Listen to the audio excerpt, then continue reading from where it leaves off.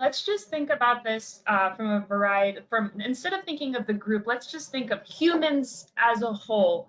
And when we look at humans as a whole, it's important for us to recognize that anybody can consume cannabis.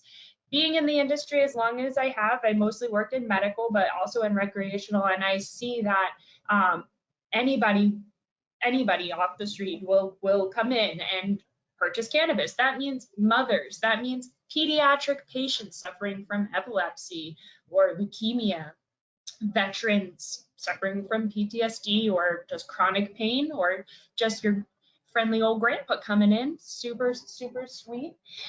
We have businessmen, lawyers, firefighters, college students, cancer patients, people who are going through chemo who have no other medicine that's helping them. And then we have some people who, decided to stop drinking, and that this is the thing for them that's helping them have a healthier lifestyle as an alternative. So these people, it's really difficult if you look at everyone as a whole and try and appeal to everybody. So what we've done here is we've broken them into groups for you. Take it away, Jen.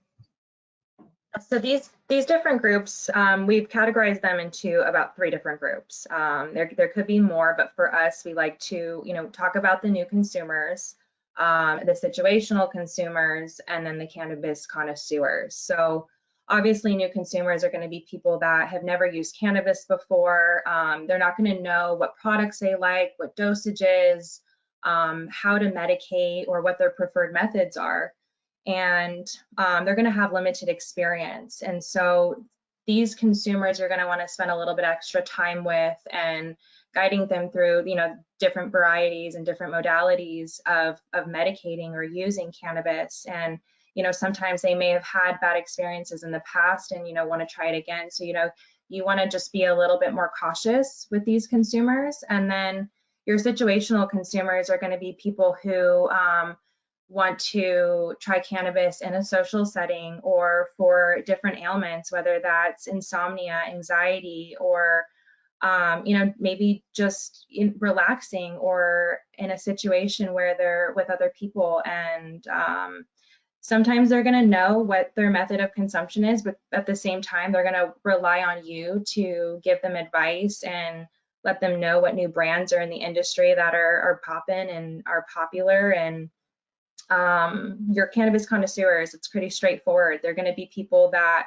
either consume daily or more often, so they're going to have a little bit higher tolerance. They're going to know what they like to medicate with and their preferred methods are. And so yeah, they medicate more on a regular basis, and sometimes you learn from them because they are more experienced. So those are the 3 different consumer groups.